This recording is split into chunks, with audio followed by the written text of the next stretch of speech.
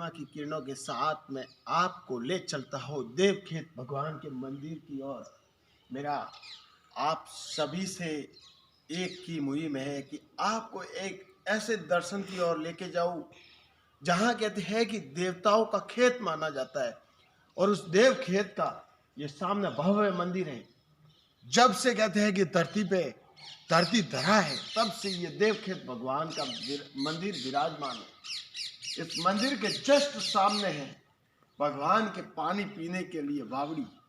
उस बावड़ी को भी कहते हैं कि प्रजाजनों की सुविधा हो के हिसाब से पूर्ण रूप से कहते हैं कि लोहे की चाक चौबंद से पैक किया हुआ है। यहाँ बहुत सारे मंदिर है, कम से कम गिने तो 7-8 मंदिर है, छोटे बड़े। तो सबसे पहले तो मैं आपको भगवान देवखेत भगवान के दर्शन करवाऊंगा, क्योंकि ये मंदिर बहुत प्राचीन है। इसकी महिमा कहते हैं कि कोई व्यक्ति विशेष आज तक इनके गुणों का गुणगान कोई कर ही नहीं पाया।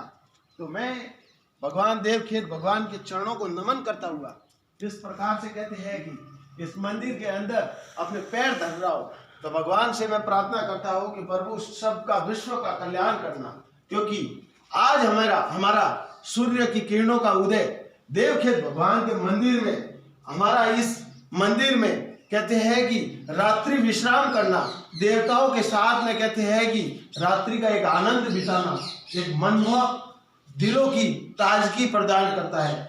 मैं भगवान के सामने नंदी जी को भी अपना हाथ जोड़ के अभिवादन करता हूँ, क्योंकि नंदी जी ही हमें कहते हैं कि अंदर की ओर अग्रसर करने का रास्ता प्रदान करते हैं। यदि इन्होंने गेट पे रोक दिया तो हमारी गुंजाइश नहीं कि हम भगवान को कहते हैं कि चरणों तक भी पहुंच जाए। हम भगवान के चरणों में दर्शन करते हैं। प्रभु कहते हैं कि त्रिकालदर्शी है, 3 मुख से कहते हैं कि ओतप्रोत मूर्ति, और भगवान शिव का ये जो अनुपम लीला है शंभू की, जो कहते हैं कि शिवलिंग एक विचित्र महिमा से परिपूर्ण। मैं देवखेत भगवान को नमन करता हूँ, यहाँ के पुजारी महात्मा संतों से भी नमन करता हूँ कि ऐसी भव्यता और शोभा से परिपूर्ण मंदिरों के दर्शन करने के लिए कहते हैं कि गर्मियों में हजारों लाखों की संख्या में जत्था पहुंचता रहता है। यहाँ विश्व के ऐसे ऐसे बड़े कहते हैं कि सत्संग से परिपूर्ण अनेक कहते हैं कि यज्ञ हवन आहुतियाँ चलती रही। उन्हीं के अगल बगल में मैं और भी मंदिरों के दर्शन की ओर लेके बढ़ता हूँ। इस मंदिर के पास में कहते हैं कि और भी 2, 3, 4, 5 के क्रम में मंदिर बने हुए हैं। तो यहाँ पे भी कैमरामैन इधर बता लीजिए आप, यहाँ पे भी भगवान शिव का मंदिर है। शिव पार्वती मैया की मूर्ति भी विराजमान है नंदी जी के ऊपर, और भगवान शिव के बाहर नंदी जी है और अंदर की ओर शिवलिंग विराजमान है। दूसरी ओर भी कहते हैं कि यही गजानन जी विराजमान है, और कहते हैं भगवान शिव का मंदिर विराजमान है।